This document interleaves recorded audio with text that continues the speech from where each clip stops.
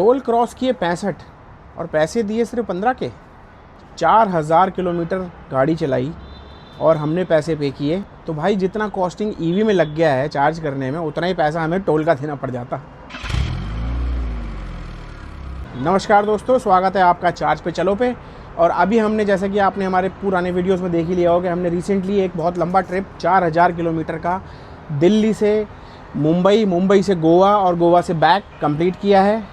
इसमें मैं आपको आज बताऊंगा real EV cost, real route, petrol गाड़ी से कंपैरिजन और हाइब्रिड गाड़ी से भी कंपैरिजन। अगर हम कॉस्ट की बात करें कि कितना ईवी में लगा, कितना पेट्रोल में लगा, कितना हाइब्रिड में लगा, और उसके बाद मैं आपको बताऊंगा टोल सेविंग हैक्स कि कैसे आप अपने टोल के पैसे बचा सकते हैं और पूरा एक्सपीरियंस।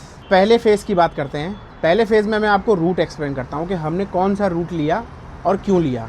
पहले हमने दिल्ली से नेशनल एक्सप्रेसवे, जो मुंबई एक्सप्रेसवे है वडोदरा वाला, उसको पकड़ा।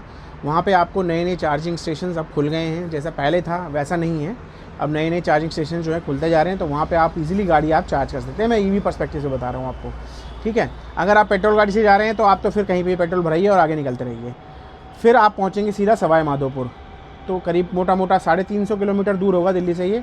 और वहाँ और सवाई माधोपुर पहुँचने के बाद आपको वो जनरली होता क्या है कि आपको वो रूट आपको छोड़ना पड़ता है। एक्सप्रेसवे जो है वो बीच में कटा हुआ है, पूरा बना नहीं है। तो आपको माधोपुर निकलना है, फिर वहाँ से आप चार्जिंग आप वहाँ भी कर सकते हैं। बहुत सारे चार्जेस अवेलेबल हैं सवाई माधोपुर से। उसके बाद आप जाएंगे रतलाम।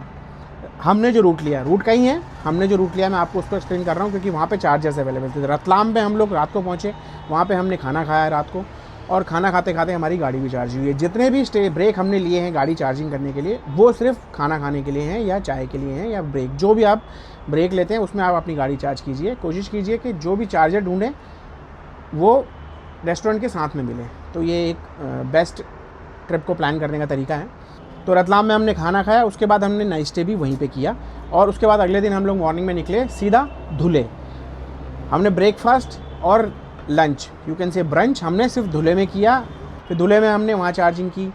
धुले के बाद हम सीधा निकले मुंबई के लिए, ठीक है। मुंबई में हम लोग पहुँचे, ऑलमोस्ट रात हो गई थी, और गाड़ी जो है वो वहाँ पे डाउन चलती है। पता नहीं वहाँ पे रूट कुछ इस तरह से है कि वो आपको स्ट्रेट नहीं है, थोड़ा सा डाउनवर्ड्स है। तो हम लोग ईजिली वहाँ पे पहुँच गए। ईवी में आपको पता ही होता है, जब आप डाउनवर्ड्स जाते हैं तो गाड़ी अपने आप रीजनरेट करती है। रीजनरेट करते करते हम लोगों को सिर्फ एक धुले पे चार्ज लिया हम लोगों ने, और हम लोग सीधा पहुँच गए वहाँ पे। तो ये बहुत बढ़िया था। फिर हम लोग मुंबई पहुँच गए। फिर हमने मुंबई में 7-8 दिन ट्रैवल किया, इधर उधर ये वो, सिटी ट्रैफिक में सब कुछ किया। इजीली चार्ज हो जाती है गाड़ी, कोई दिक्कत नहीं है वहाँ पे सिटी में, तो मुंबई में आपको पता ही है। उसके बाद फिर हमारा जो दूसरा फेज़ था, रूट हमने लिया गोवा के लिए, वो था मुंबई से हम लोग गए पुणे, पुणे से होते हुए कोल्हापुर, कोल्हापुर से होते हुए सीधा गोवा।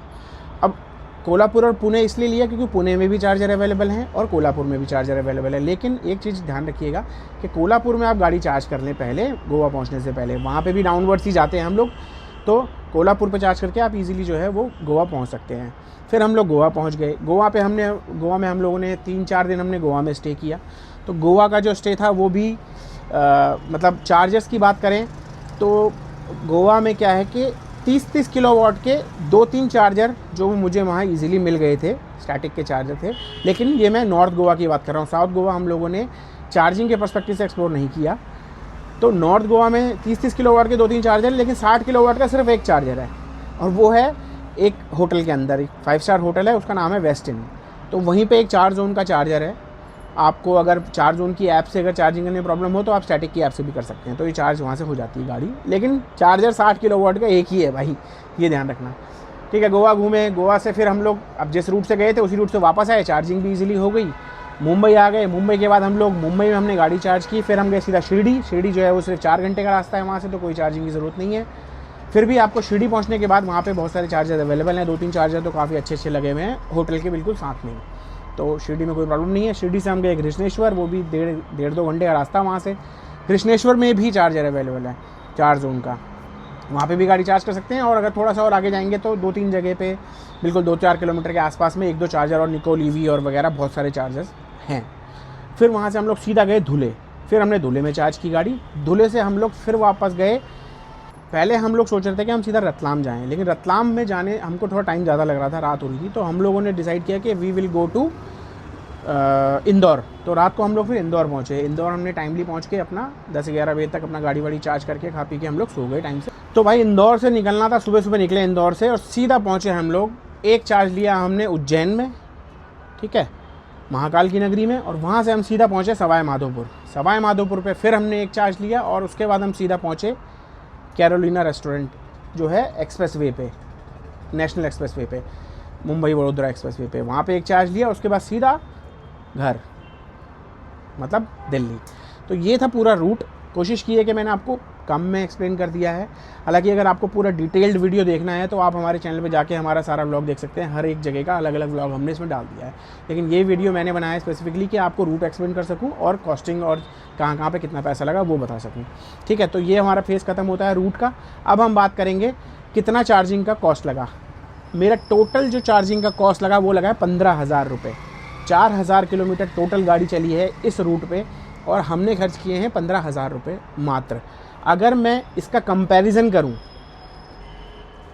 अच्छा एक चीज़ और कंपैरिजन से पहले कि इसमें क्या है कि मोस्ट ऑफ द टाइम्स जो मैंने गाड़ी चार्ज करी है वो करी है 21 रुपये यूनिट के हिसाब से, क्योंकि शुरू में ये हमारा पहला लॉन्ग ट्रिप था तो हमें बहुत ज़्यादा आइडिया नहीं था कि पेट्रोल पंप पे गाड़ी चार्ज करें या यहाँ करें या कहाँ करें। तो हमें जहाँ चार्जर मिले हमने वहाँ गाड़ी चार्ज करी। लेकिन अब अगर आप प्लान करके जाते हैं तो आप प्लान कीजिए कि आप पेट्रोल पंप्स पे गाड़ी चार्ज करें, ताकि आपका जो ये कॉस्ट है ना, जो ये 15,000 आया है, ये भी सीधा 10,000 आ सकता है बहुत आराम से। 4,000 किलोमीटर आप 10,000 रुपये में आप बहुत आराम से कवर कर सकते हैं, ठीक है। चलिए, तो अब जो है कंपैरिजन की बात करें, अगर ईवी में 15,000 लगा है तो हाइब्रिड में कितना पैसा लगेगा। हाइब्रिड में आपका, अगर मैं एवरेज भी लेके चलूँ, जो स्ट्रॉन्ग हाइब्रिड गाड़ी है, अगर मैं एक बात करूँ किसी गाड़ी की, अगर ग्रैंड विटारा की बात करूँ तो उसका कॉस्ट आता है 5.5 रुपये पड़ता है 1 किलोमीटर का। अगर मैं 4,000 किलोमीटर कवर करता हूँ उस गाड़ी से तो मुझे देने पड़ेंगे 22,000 रुपये पेट्रोल के। ये एक बहुत ही स्टैंडर्ड कैलकुलेशन है। इसमें ऊपर नीचे हो सकता है, अगर आपकी गाड़ी ने कहीं पे भी एवरेज कम ज़्यादा करी तो आपका पेट्रोल ज़्यादा भी लग सकता है। कम तो नहीं लगेगा ऑब्वियसली, इससे ज़्यादा ही लगेगा अगर आपका लगा तो, ठीक है। और अगर यहीं मैं बात करूँ कंपैरिजन में पेट्रोल गाड़ी की जो मैनुअल होगी, अभी तो जैसे हमने ऑटोमेटिक ग्रैंड विटारा की बात करी, अब मैं मैनुअल की बात करूँ तो मैनुअल में हमारा जो अगर मैं नेक्सॉन का एग्जांपल ले लूँ, मेरे पास जो पहले गाड़ी थी वो नेक्सॉन थी, तो अगर मेरे को उसमें पड़ता था 7 रुपये किलोमीटर पेट्रोल गाड़ी में, तो अगर 7 के हिसाब से कैलकुलेट किया तो 4,000 के हिसाब से 28,000 रुपये का तेल लगता है हमारा पेट्रोल में। तो कॉस्ट का सेविंग देखिए भाई साहब, ईवी में आपने ऑलमोस्ट जो है वो 13,000 रुपये बचाए हैं, ठीक है। तो टोटल कंपैरिजन आपको बता दिया है, मतलब ईवी जो हमें पड़ी है वो 3 रुपये 70 पैसे ऑलमोस्ट पड़ी है 1 किलोमीटर। तो अब बात करते हैं टोल की, जो एक बड़ा फैक्टर है कॉस्ट सेविंग में।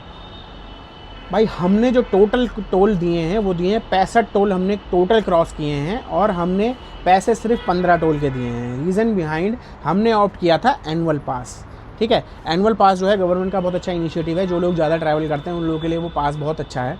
आप उससे जाइए, आपको कॉस्ट जो है वो टोल का बहुत ही ड्रास्टिकली लोअर डाउन हो जाएगा या ना ही पड़ेगा। कुछ एक टोल पड़ते हैं बीच बीच में, जो स्टेट वाले छोटे टोल होते हैं वो आपको देने पड़ते हैं। तो वो 15 टोल जो हमारे, वो हमने उसका पे किया था 1,858 रुपया टोटल, ठीक है। अगर ये मुझे 65 टोल के पैसे देने पड़ते हैं ना पूरे, तो ये जो कॉस्ट है ये मुझे लग रहा है कि मेरी ईवी चार्जिंग जितनी लगी है उससे भी ज़्यादा निकल जाता।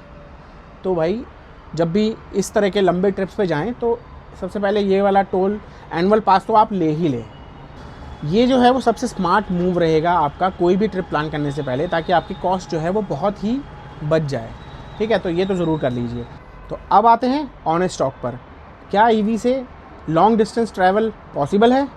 हाँ, बिल्कुल पॉसिबल है, लेकिन उससे पहले आपको करनी पड़ेगी एक प्रॉपर प्लानिंग कि कहाँ से क्या रूट लेना है, रूट को अच्छी तरह से समझना है और उसके बाद आपको कॉन्फिडेंटली मूव करना है। अगर मैं इस ट्रिप की बात करूं जो हमने अभी रिसेंटली किया है, इसका तो आपको मैंने पूरा एक्सप्लेनेशन दे दिया है। आप आंख बंद करके जा सकते हैं ईवी गाड़ी से, कोई प्रॉब्लम नहीं आने वाली कहीं पे भी नहीं। जो रूट मैंने आपको बताया है आप उसको फॉलो कीजिए, बिना प्रॉब्लम के कहीं भी घूमिए। लेकिन अगर आप ट्रैवल करते हैं कहीं और, तो आपको मैं एक सजेशन दूंगा कि आप उस रूट को समझिए, पहले से अपनी प्लानिंग कीजिए, प्रिपरेशन कीजिए और उसके अकॉर्डिंग आपने आगे बढ़ना है। क्योंकि ईवी इंफ्रास्ट्रक्चर जो है अभी भी इम्प्रूव कर रहा है, 100% तो नहीं है लेकिन इम्प्रूव कर रहा है। डेली नए नए चार्जर्स जो हैं वो हाईवेज़ पे ऐड हो रहे हैं, तो ये आपको 100% मदद देने वाला है। लेकिन फ्यूचर जो है वो ईवी गाड़ी का ही है। पेट्रोल गाड़ी में भी आप जा सकते हैं लेकिन आपकी कॉस्ट सेविंग नहीं होगी। तो आज इस वीडियो को बनाने का सिर्फ एक ही रीज़न है कि मैं आपको एक्सप्लेन कर सकूँ कि कैसे ईवी गाड़ी का ट्रिप प्लान करना है, कितना कॉस्ट सेविंग हो सकता है, कहाँ पे टोल में पैसे बच सकते हैं और क्या इंफ्रास्ट्रक्चर अवेलेबल है, क्या नहीं है, कहाँ से आपको जाना चाहिए इस रूट की अगर स्पेसिफिकली बात की जाए तो अगर ये वीडियो आपको पसंद आया हो दोस्तों तो इस वीडियो को जरूर लाइक कीजिएगा, चैनल को सब्सक्राइब करना ना भूलें और सारी नोटिफिकेशन पाने के लिए बेल आइकन को जरूर प्रेस करें दोस्तों। हम ऐसे ही बेहतरीन वीडियोज़ आपके लिए आगे भी लाते रहेंगे। Thank you.